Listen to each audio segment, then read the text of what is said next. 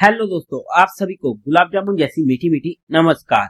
और उसी के साथ आप लोगों का स्वागत है आईपीओ के लव ट्रायंगल शो में।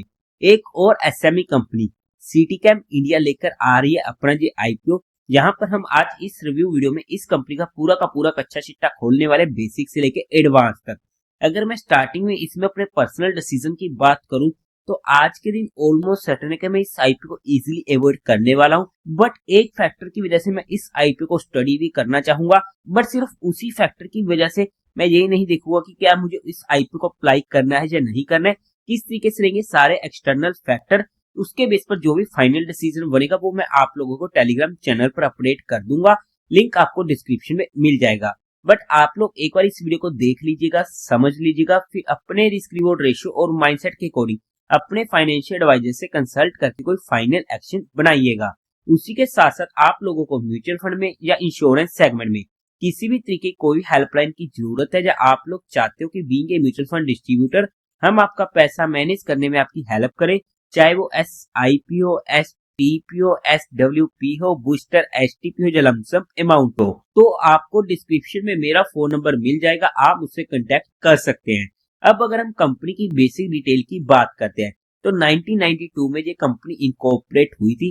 काम की बात करते हैं तो ये इंगेज होने वाली है in buying and supplying organic and inorganic chemical, bulk drugs and food chemicals to the pharmaceutical industry. In short अगर हम काम वाइज बात करते हैं, कंपनी खुद मैन्युफैक्चरिंग नहीं करती है, और जहां पर ये किसी भी थर्ड पार्टी से चीजें लेती है और फिर उनको आगे बेचती है, मतलब कि बीच में कंपनी सिर्फ कमीशन खाने का काम करती है। कंपनी का मेनली फोकस होता है direct supply of speciality chemical, bulk drug and intermediate product. और कंपनी आल्सो सप्लाई करती है food preservatives and chemicals under its brand name. और कंपनी के प्रोडक्ट्स में आ जाते हैं कोस्टिक सोडा फ्लेक्स, कोस्टिक सोडा लाइ, critical acid monohydrate, hydrogen peroxide and more. अगर हम कंपनी की बिजनेस डिविजन्स की बात करते हैं तो वहां पर सबसे पहले speciality chemical and intermediates and active pharmaceutical ingredients आ जाते हैं। Second food chemicals and third laboratory chemicals.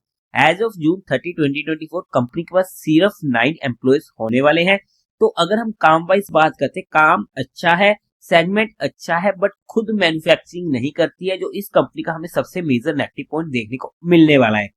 अब अगर हम बात करते हैं कंपनी के कुछ इंटरनल रिस्क फैक्टर्स की, तो वहां पर सबसे पहले अगर आप इनके टॉप कस्टमर की बात करोगे तो उनसे इनको सबसे मेजर रेवेन्यू जनरेट होते हुए देखने को मिला है। स्टब पीरियड में 42% का, 2023 फाइनेंशियल ईयर में 25% का एंड 2022 में 30% का। अगर आप टॉप 5 की बात करोगे तो स्टब पीरियड में 93% का एंड 2023 में 77% का।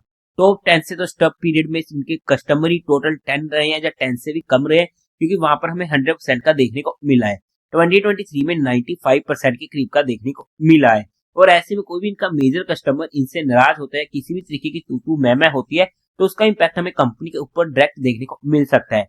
पिछले कुछ ईयर्स में हमें नेगेटिव कैश फ्लोज देखने को मिले, आप जहां पर स्टडी आउट कर सकते हैं। कंपनी जो भी सामान सप्लाई वगैरह करवाते तो वहां पर इनका जो टॉप का सप्लायर होने वाला है उनसे 70% का देखने को मिला है स्टॉक पीरियड में एंड 2023 में 27% का।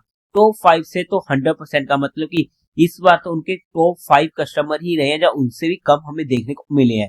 2023 में 97% का, टॉप 10 में तो यहाँ पर तो फिर से 100% ही हमें देखने को मिलेगा, बट यहाँ पर 2023 में 99.88% का।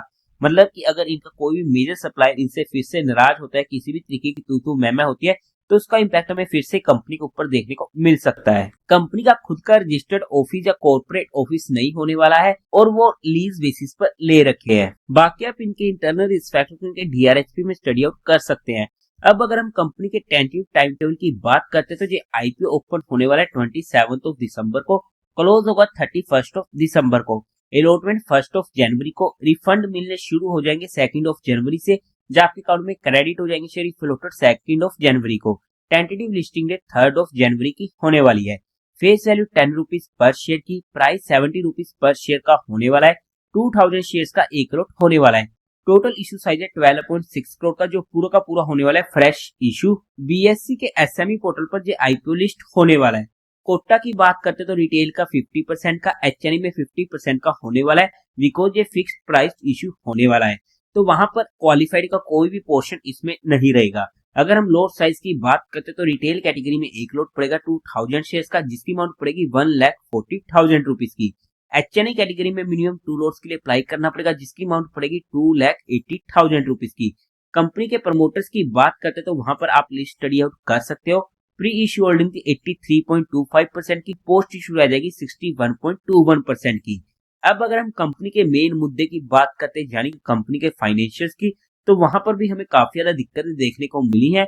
सबसे पहले टोटल असेट 2022 में थे 91 करोड़ के, जो इंक्रीज होने की बजाय डिक्रीज होते होते रह चुके थे फर्स्ट क्वार्टर ऑफ 2025 तक 68 करोड़ के। एक अच्छी खासी डीग्रोथ देखने को मिली है, जो हमारे लिए अनदर नेगेटिव पॉइंट हो जाता है। रेवेन्यू 2022 में था 85 करोड़ का, काफी अच्छा देखने को मिला है, बट 2023 में रह चुका था सिर्फ 20 करोड़ का, काफी मेजर फॉल हमें देखने को मिला है।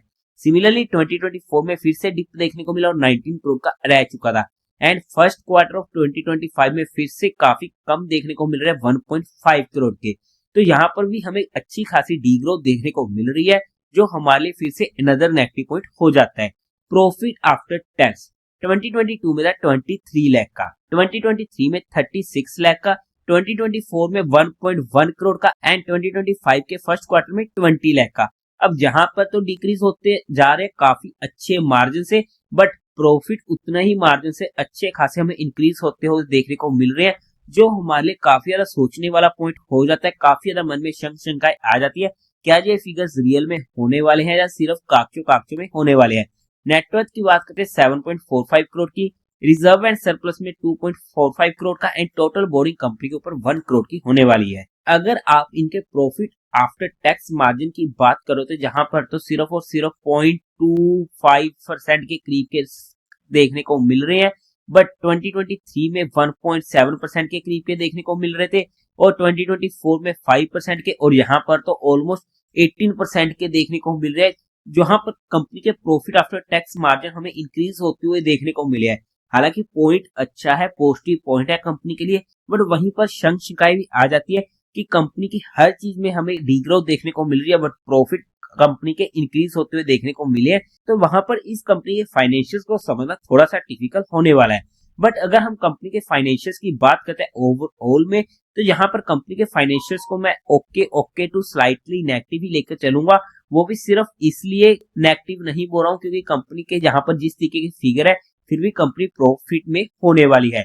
अब अगर हम बात करते हैं कंपनी के ऑब्जेक्टिव की क्यों आ रहा है जी आईपीओ, तो वहां पर इनको कैपिटल एक्सपेंडिचर की रिक्वायरमेंट है for acquisition of property. Second, इनको परचेज करनी है transportation vehicles and accessories. Third, general corporate purpose and issue expense को मीट आउट करना। कंपनी को फंडामेंटली बेसिस पर चेकआउट करने की कोशिश करते हैं, तो मार्केट कैपिटलाइजेशन है 47.6 करोड़ की, आरओई 15% का अच्छा है, आरओसी 21% का अच्छा है, डेट टू इक्विटी रेशियो 0.15 का कोई दिक्कत नहीं है, रिटर्न ऑन नेटवर्थ 15% का अच्छा है, प्रॉफिट आफ्टर टैक्स मार्जिन 5.7 का, जिस तरीके का काम है उस तरीके से तो काफी अच्छा देखने को मिलने वाला है। ईपीएस प्री आईपीओ 2.24 की, पोस्ट आईपीओ 1.17 की, काफी ज्यादा कम है। पीई प्री आईपीओ 31 का, पोस्ट आईपीओ 59 का। फंडामेंटली बेसिस पर बात करते तो फंडामेंटल्स हमें अच्छे देखने को मिलने वाले हैं, बट अगर हम बात करते हैं कंपनी के पीयर टू पीयर कंपिटिटर्स की, तो वहां पर शंकर लाल रैम्पेयर डाई कैंप जिसका पीए 91 का, विनाइल केमिकल 30 का पी। अगर हम इसकी जीएमपी की बात करते हैं, क्योंकि इस आईपीओ में सबसे अच्छा फैक्टर जो मुझे आज के दिन देखने को मिला है वो है इसका जीएमपी, जहां पर हमें 42% के करीब का देखने को मिल रहा है। अब ये क्यों देखने को मिल रहा है ये मुझे भी समझ में नहीं आ रहा है, बट हाँ एक अच्छा GMP on the face of today देखने को मिल रहा है। बट सिर्फ एक जीएमपी ही फैक्टर नहीं होता जिसके बेस पर हम किसी भी कंपनी में फाइनल डिसीजन बनाए। बट अगर हम वैल्यूएशन वाइज भी बात करते हैं बेस्ड ऑन 2025 या 2024 फाइनेंशियल ईयर के डाटा के बेस पर, तो उसके बेस पर भी कंपनी काफी हैवीली वैल्यूएशन डिमांड कर रही है और वहां पर ये आईपीओ सस्ता नहीं ला रही है। तो इन सभी फैक्टर्स को ध्यान में रखते हुए ऑलमोस्ट सर्टन था कि मैं इस आईपीओ को इजिली अवॉइड कर देता, बट एक ऐसा फैक्टर इसमें जीएमपी जुड़ चुका है जिसकी वजह से आज के दिन इस आईपीओ को अवॉइड करना थोड़ा सा डिफिकल्ट होने वाला है। बट जो भी फाइनल डिसीजन होगा वो मैं आप लोगों को अपडेट कर दूंगा। बट हमने जहां पर कंपनी को सिर्फ एजुकेशनल लर्निंग पर्सपेक्टिव स्टडी किया है, फिर भी आप लोगों को कोई भी एक्शन लेना हो तो एक बार अपने फाइनेंशियल एडवाइजर से कंसल्ट करके ही लीजिएगा। तो देवी और सज्जनों, उम्मीद है आप लोगों को ये वीडियो अच्छी लगी होगी, तो इस वीडियो को लाइक कीजिएगा, शेयर कीजिएगा और साथ ही साथ चैनल को सब्सक्राइब करें। हर हर महादेव।